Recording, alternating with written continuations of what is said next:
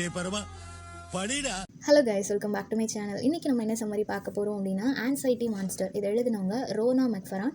இவங்க ஒரு Scottish poet, freelance writer and also graphic artist. ஓகேவா, இந்த பர்டிகுலர் போம் அஃபிஷியலி January 5, 2022 இவரோட ஒரு கலெக்ஷன் அந்தாலஜியில், அதாவது probably not today and other poems அப்படின்னு சொல்லக்கூடிய ஒரு பொயட்ரி அந்தாலஜியில் பப்ளிஷ் பண்ணியிருக்காங்க. டோன் அப்படின்னு பார்க்கும்போது ஒரு ஃபியர்ஃபுல்லான டோனில் ஸ்டார்ட் பண்ணி அதில் நிறைய இமோஷன்ஸ் வந்து மிக்ஸ் ஆன மாதிரி கொடுத்துருப்பாங்க. ஓகேவா, 7 ஸ்டான்சஸாக டிவைட் பண்ணியிருப்பாங்க.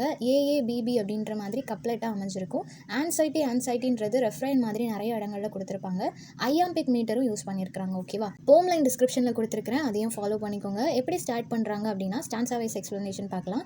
ஃபர்ஸ்ட் ஸ்டான்சாவில் ஸ்பீக்கர் வந்து டைரெக்டாக ஆன்சைட்டியை பார்த்து பேசுகிறாங்க. ஃபர்ஸ்ட் ஆன்சைட்டினா என்ன அப்படின்னா ஒரு பயம். ஓகேவா, நார்மலாக இருக்கிற பயம் கிடையாது, ஒரு பதட்டத்தோட கூடிய பயம். இப்போது நாளைக்கு ஏதாவது நமக்கு எக்ஸாம் இருக்குது, ஏதாவது நம்ம பார்ட்டிசிபேட் பண்ணணும் அப்படின்னா நமக்குள்ளே ஒரு பயம் இருந்துகிட்டே இருக்கும். இல்லை சடனாக தூக்கத்தில் நம்ம எதையோ ஒன்று பார்க்குறோம், அதையே நினச்சிட்டு இருக்கோம்னா அதை நினச்சி நமக்கு ஒரு பயம் இருக்கும் இல்லையா. ஸோ இந்த மாதிரி பதட்டத்தோடு நம்மளை ரொம்ப நர்வஸாக ஃபீல் பண்ண வைக்கக்கூடிய ஒரு பயத்தை தான் ஆன்சைட்டி அப்படின்னு சொல்லுவோம். அந்த மாதிரியான ஒரு பயத்தோட, அது ஒரு இமோஷன் இல்லையா, ஸோ அந்த ஒரு பயத்தோட ஸ்பீக்கர் வந்து டைரெக்டாக பேசுகிற மாதிரி அமைஞ்சிருக்கும். அப்போ அவங்க என்ன சொல்கிறாங்க அப்படின்னா, அந்த ஆன்சைட்டின்றது வந்து என்னோட பெட்டுக்கு கீழே அது பதுங்கி இருக்குது, என்னை எப்போவுமே பயமுடுத்திட்டே இருக்கணும் அப்படின்றதுக்காக அது எப்போவுமே என்னோட பெட்டுக்கு கீழே ஒரு டர்ட்டியான மான்ஸ்டர் மாதிரி, ஸோ ரொம்ப ஜைஜாண்டிக்கான ஒரு ஸ்ட்ரக்சரோட ஒரு மான்ஸ்டர் மாதிரி, டர்ட்டி மான்ஸ்டர் மாதிரி என்னோட பெட்டுக்கு கீழே அது எப்போவுமே பதுங்கி இருக்குது அப்படின்றத சொல்கிறாங்க.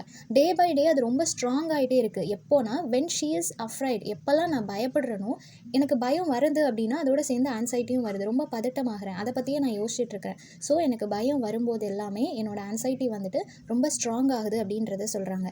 இவங்க அதை வந்து இக்னோர் பண்ணணும்னு சொல்லி ட்ரை பண்ணுறாங்க. ஆனால் எப்போல்லாம் நான் அதை இக்னோர் பண்ணணும்னு சொல்லி ட்ரை பண்ணுறனோ அப்போல்லாம் அந்த ஆன்சைட்டி செல்ஃப் டவுட்டை வச்சு என்ன ஹர்ட் பண்ணுது அப்படின்றத சொல்கிறாங்க. இப்போ வந்து நமக்குள்ளே இருக்கிற பயத்தை நம்ம போக்கணும் அப்படின்னு நினச்சோன்னா நமக்குள்ளே செல்ஃப் டவுட் வர ஆரம்பிக்கும். இப்போ நமக்கு பயம் எதுக்காக வருது, நம்மளால் ஒரு விஷயத்தை வந்து பண்ண முடியுமா, நம்ம கான்ஃபிடென்ட்டாக அதை ப்ராப்பராக ப்ரெசென்ட் பண்ணிடுவோமா அப்படின்னு சொல்லி நமக்குள்ளே ஒரு பயம் இருக்கும், ஒரு கொஷன் இருக்கும் இல்லையா. ஸோ அதோட சேர்ந்து தான் இந்த ஆன்சைட்டி ரிலேட் ஆகிருக்கு. அதை நம்ம எடுக்கணும்னு நினச்சோன்னா செல்ஃப் டவுட் நம்மளை டாமினேட் பண்ணும். இந்த மாதிரி தான் ஆன்சைட்டி வந்து கேம் ப்ளே பண்ணிகிட்டு இருக்கு அப்படின்றத சொல்கிறாங்க. ஸ்டான்சா 2ல் என்ன சொல்லியிருக்காங்க அப்படின்னா, இவங்க வந்து ஆன்சைட்டியை பார்த்து ஒரு பீஸ்ட் அப்படின்னு சொல்கிறாங்க. ஓகேவா, ஸோ ஒரு பீஸ்ட் வந்து எப்படி ரொம்ப ஜைஜாண்டிக்காக நம்மளால் கண்ட்ரோல் பண்ண முடியாத அளவுக்கு இருக்குமோ அதே மாதிரி தான் இந்த ஆன்சைட்டியும் இருக்குது அப்படின்றத சொல்கிறாங்க. அவளால் எக்ஸாக்டாக அதை ஹேட் பண்ண முடியலை. ஏன் அப்படின்னா இது ஒரு லீஸ்ட் ஃபேவரட்டான திங், எல்லாரோட லைஃப்லேயும் இது இருக்கும் இல்லையா. ஸோ அதனால் கம்ப்ளீட்டாக எனக்கு இந்த ஆன்சைட்டி பிடிக்காதுன்னு என்னால் சொல்ல முடியாது. எல்லாருக்கும் இந்த ஆன்சைட்டின்றதை எல்லாரும் எக்ஸ்பீரியன்ஸ் பண்ணியிருப்பாங்க. பயமே இல்லாத மனுஷன் இருக்கவே முடியாது. ஃபார் எக்ஸாம்பிள், எவ்வளோ தைரியமான ஒரு ஆள், ஒரு ரவுடி இருக்கிறான், யாரை பார்த்தா அவனுக்கு பயம் கிடையாதுனாலும் அவனோட ஃபேவரட் பர்சன் யாராவது ஒருத்தங்களுக்கு ஏதாவது ஆச்சுன்னா அவன் உடஞ்சி போயிடுவான். ஸோ அந்த மாதிரி எல்லாருக்கும் ஏதோ ஒரு விஷயத்து மேலே பயமும் நடுக்கமும் இருந்துகிட்டே இருக்கும். அப்படி இருக்கும்போது இவளால் டைரெக்டாக அந்த ஆன்சைட்டியை வெறுக்க முடியலை அப்படின்றத சொல்கிறா. ஷி வண்டர்ஸ், அவள் வந்து என்ன நினைக்கிறா அப்படின்னா, எல்லாரோட லைஃப்லேயுமே இது ஒரு நைஸான ஒரு இமோஷன், எல்லாருக்குமே இது வந்து ஓகே நைஸ், இது இருக்கட்டும் அப்படின்ற மாதிரி தாட் யாருக்குமே கிடையாது. ஆனாலும் எல்லாரும் இது அவங்களோட லைஃப்பில் இருக்கிறதுக்காக எதுக்கு அலோவ் பண்ணுறாங்க அப்படின்ற ஒரு கொஸ்டின் அவளுக்கு வருது. எல்லாரோட லைஃப்லேயும் இந்த ஆன்சைட்டி இருக்குது, எல்லாரும் அட்லீஸ்ட் ஒன்ஸாவது இதை வந்து எக்ஸ்பீரியன்ஸ் பண்ணியிருப்பாங்க. அது ஒரு நல்ல எக்ஸ்பீரியன்ஸ் இல்லை, இருந்தாலும் எல்லாரும் அவங்களோட லைஃப்பில் எதுக்கு இதை வச்சிருக்கிறாங்க அப்படின்றத நினச்சி பார்க்குறா. ஸோ இது அவங்களோட ஹாப்பினஸ் அவங்ககிட்டேருந்து எடுத்துகிட்டு கம்ப்ளீட்டாக சேட்னஸ்க்குள்ளே அவங்கள கூட்டிகிட்டு போகுது. பயம் வந்துடுச்சு அப்படின்னா மனுஷனால் நிம்மதியாகவே இருக்க முடியாது இல்லையா, சிரிக்கவே முடியாது. எவ்வளோ காமெடி பண்ணாலும், எவ்வளோ சந்தோஷமான விஷயங்கள் அவங்க லைஃப்பில் நடந்தாலும் அந்த பயம் அவங்கள ஓவர் ரூல் பண்ணிகிட்டு இருக்கும். அந்த மாதிரியான விஷயங்களை சொல்கிறாங்க. 3rd ஸ்டான்ஸால் என்ன சொல்கிறாங்க அப்படின்னா, ஆன்சைட்டி அப்படின்றது ரொம்பவே ஃபேமஸான ஒரு விஷயம். ஏன்னா எல்லா பீப்புளுமே அதை எக்ஸ்பீரியன்ஸ் பண்ணுறாங்க. அது தெரியாதுன்னு யாரும் சொல்ல முடியாது, அதை நான் எக்ஸ்பீரியன்ஸ் பண்ணதே இல்லைன்னு யாரும் சொல்ல முடியாது. அட்லீஸ்ட் ஒன்ஸ் எல்லாரும் அதை எக்ஸ்பீரியன்ஸ் பண்ணியிருப்பாங்க. ஸோ எனக்கு மட்டும் அது நடக்கலை, எல்லாருக்குமே அது நடந்திருக்கு, இது ரொம்ப ஃபேமஸான காமனான ஒரு விஷயம் அப்படின்றத சொல்கிறாங்க.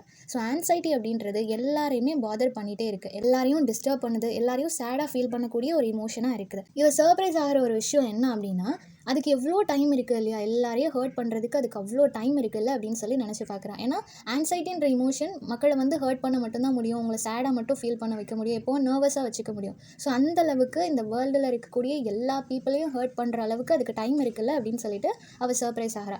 4th ஸ்டான்ஸால் என்ன சொல்கிறாங்க அப்படின்னா, ஆன்சைட்டின்றது ஆல் டே அண்ட் நைட், அதுக்கு வந்து டைம் லிமிட் கிடையாது. ஒரு மனுஷன் வந்து இப்போ ஒருத்தன் வந்து இன்றைக்கி யாரையோ கொலை பண்ணிட்டான் அப்படின்னா நாளைக்கு ஃபுல்லாக அவன் எப்படா மாட்டுவோம், அவன் தெரிஞ்சு பண்ணானோ தெரியாமல் பண்ணானோ, பட் அந்த தாட் அவன் மைண்டில் ஓடிட்டே இருக்கும் இல்லையா, கண்டினியூஸாக அவனுக்கு ஸ்வெட் ஆகிட்டே இருக்கும், கையெல்லாம் ஷிவர் ஆகிட்டே இருக்கும். ஸோ அந்த மாதிரி அதுக்கான சிம்டம்ஸ் டே அண்ட் நைட் அவனுக்கு இருக்கும். ஸோ சின்ன விஷயமா இருந்தாலும் பெரிய விஷயமா இருந்தாலும் ஆன்சைட்டி ஒன்ஸ் வந்துடுச்சு அப்படின்னா அது கண்டிப்பாக நம்மளை டாமினேட் பண்ணும் அப்படின்றத சொல்கிறாங்க.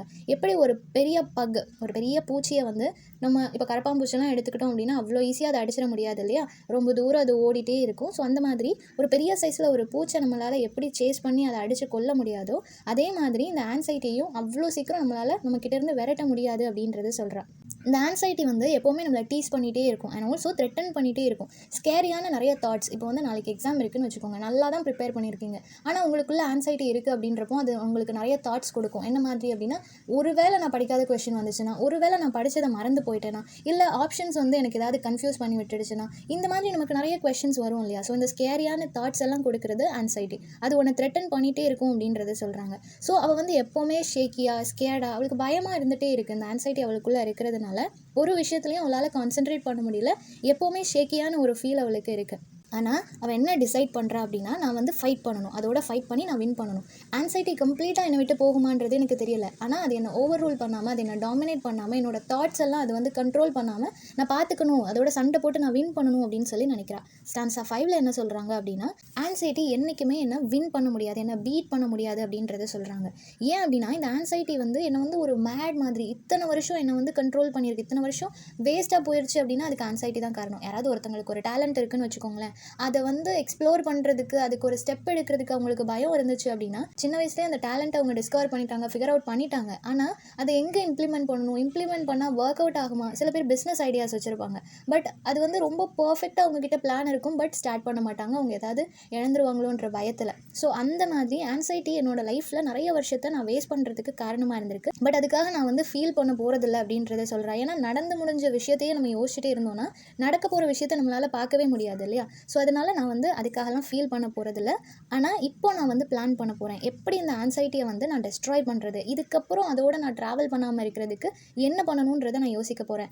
நாலேஜ் அண்ட் தெரப்பீஸ் நிறையா இருக்குது. ஸோ அதோடு சேர்ந்து எப்படியாவது இந்த ஃப்ராய்டியன் ஐடியாஸ் எல்லாம் இருக்கும் இல்லையா, அவரோட ஐடியாஸ் எல்லாம் நான் எடுத்துகிட்டு இதிலேருந்து நான் ஓவர் கம் பண்ணி வெளியே வர்றதுக்கு, இந்த ஆன்சைட்டி கம்ப்ளீட்டாக என்னோட லைஃப்லேருந்து டெஸ்ட்ராய் பண்ணுறதுக்கு நான் ஒர்க் பண்ண போகிறேன் அப்படின்றத சொல்கிறேன். 6th ஸ்டான்ஸால் என்ன சொல்கிறாங்க அப்படின்னா, அவள் வந்து ஆன்சைட்டியை பார்த்துட்டே இருக்கிறா. ஆன்சைட்டி என்ன பண்ணுது, அது நமக்குள்ளே என்ன மாதிரியான இம்பேக்டை க்ரியேட் பண்ணுது, என்ன மாதிரியான விஷயங்கள்லாம் நம்ம இழக்கிறோம், எவ்வளோ டைம் வேஸ்ட் ஆகுது, இந்த மாதிரி எல்லாத்தையும் வாட்ச் பண்ணுறா, அதுலேருந்து லேர்ன் பண்ணிக்கிறா. ஸோ அதுலேருந்து லேர்ன் பண்ணுறது மூலமாக ஆன்சைட்டிக்குன்னு ஒரு வீக் பாயிண்ட் இருக்கும் இல்லையா, அதை நான் தெரிஞ்சுக்கிறேன் அப்படின்னு சொல்கிறேன். எந்த ஒரு இடத்துல நம்ம ஸ்ட்ராங்காக இருக்கிறோமோ, நம்மளுக்கு பயம் இருக்குது, ஆன்சைட்டி இருக்குது, நாளைக்கு எக்ஸாம் நினச்சி அவ்வளோ கொஷின்ஸ் இருக்குது, இருந்தாலும் என்னால் முடியும், என்ன வந்தாலும் பார்த்துக்கலாம், நான் போய் எக்ஸாம் அட்டன் பண்ணுறேன், நல்லா எழுதிட்டேன்னு ஒரு சந்தோஷத்தோடு வெளியே வரேன்னா அங்கே ஆன்சைட்டி காணாமல் போகுது இல்லையா. ஸோ கரேஜ், ஹோப் இந்த மாதிரியான விஷயத்தை நான் உள்ளே கொண்டு வரும்போது ஆன்சைட்டி போகுது இல்லையா. ஸோ அதோட அந்த வீக் பாயிண்ட்டை நான் தெரிஞ்சுக்கணும் அப்படின்னு நினைக்கிறேன். ஏன்னா ஆன்சைட்டின்றது வந்து அதோட எனக்கு நடக்கிறது ஒரு வார், அதோடு சேர்ந்து நான் ஃபைட் பண்ணியே ஆகணும். ஸோ அதுக்காக நான் என்ன ப்ரிப்பேர் பண்ணிக்கிறேன்.